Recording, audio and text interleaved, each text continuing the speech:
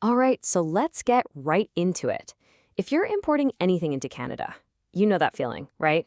When your goods finally get released by customs, it feels like you've crossed the finish line.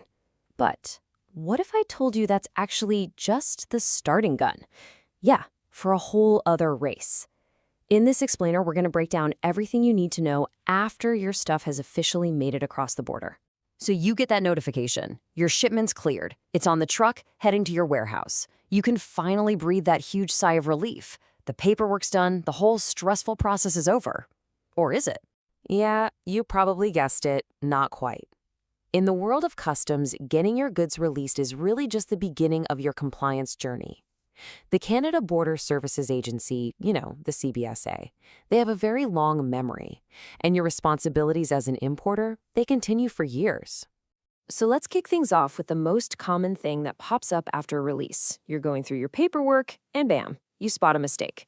Maybe you put down the wrong value for an item, or maybe you use the wrong tariff code. So what do you do now? Okay, this number, 90 days. Burn this one into your brain.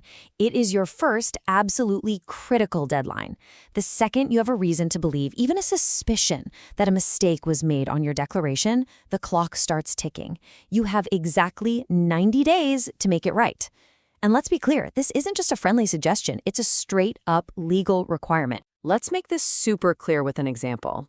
Say you imported a bunch of shoes. If you declared them at $50 a pair when they were actually $70, well, you've underpaid your duties. You have to file what's called a self-adjustment and pay that difference plus any interest. But what if it's the other way around? What if you declared them at $90 instead of the correct $70? Now that's good news. You've overpaid, and you can apply for a refund. And get this, you have up to 4 years to claim that money back. So how do you actually make these fixes? I mean, what's the official way to do it? Well, it doesn't matter if you owe the government money or if they owe you. The entire process runs through one single official document, Form B2. Think of it as the universal tool for telling the CBSA that something needs to be changed. And filling it out is pretty straightforward. Step 1, you identify the exact shipment using its transaction number. Step 2, you lay out the correction. Side by side, here's what was originally declared, and here's what it should have been. Step 3, you have to give a clear, simple explanation for why you're making the change. And finally, step 4, you sign, date, and submit it. It's that simple, but it is absolutely required. Fixing mistakes after the fact is all about being reactive, but truly great compliance, that's about being proactive. And that brings us to our next big topic, keeping your records. Seriously, the best way to think about your import records is like an insurance policy for your business. And here's the term for that policy, 6 years. You are legally, absolutely required to keep all records related to every single import for a full 6 years from the date it entered Canada. Not 5, not 5.5, 6 full years. So what's all records mean exactly? Well, it's pretty much the entire paper trail.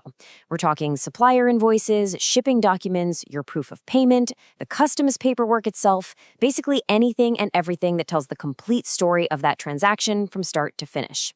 And hey, whether you keep it all in filing cabinets or on a hard drive doesn't matter, as long as you can pull it up if or when they ask for it.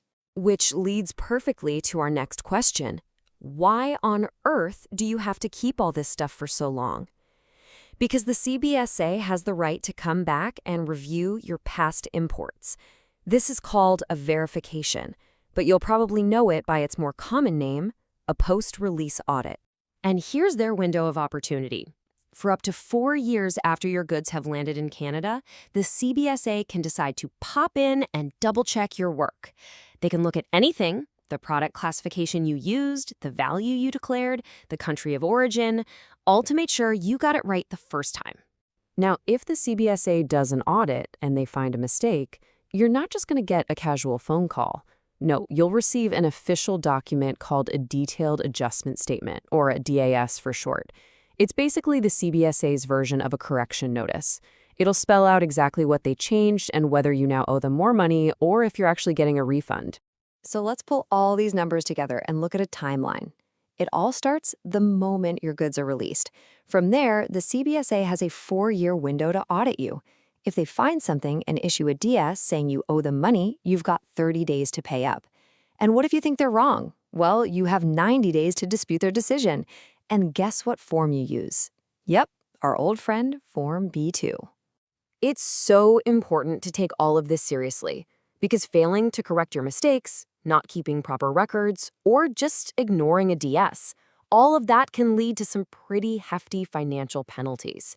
It's all part of a system called AMPS, and trust me, it's designed to make sure everybody follows the rules. Okay, so we've covered a lot of ground. After all of that, what are the big takeaways here? What are the absolute non-negotiable must-dos for any importer who wants to stay on the right side of the CBSA long after the truck has pulled away? It really all boils down to these 3 simple actions. First, correct. You gotta fix any errors you find using that Form B2 within the 90-day window. Second, keep. You have to be diligent and keep every single relevant document for the full 6 years, no shortcuts. And third, prepare. Be organized enough so you're always ready for a potential audit because they've got 4 years to come knocking. And that really leaves us with one final crucial question you should ask yourself.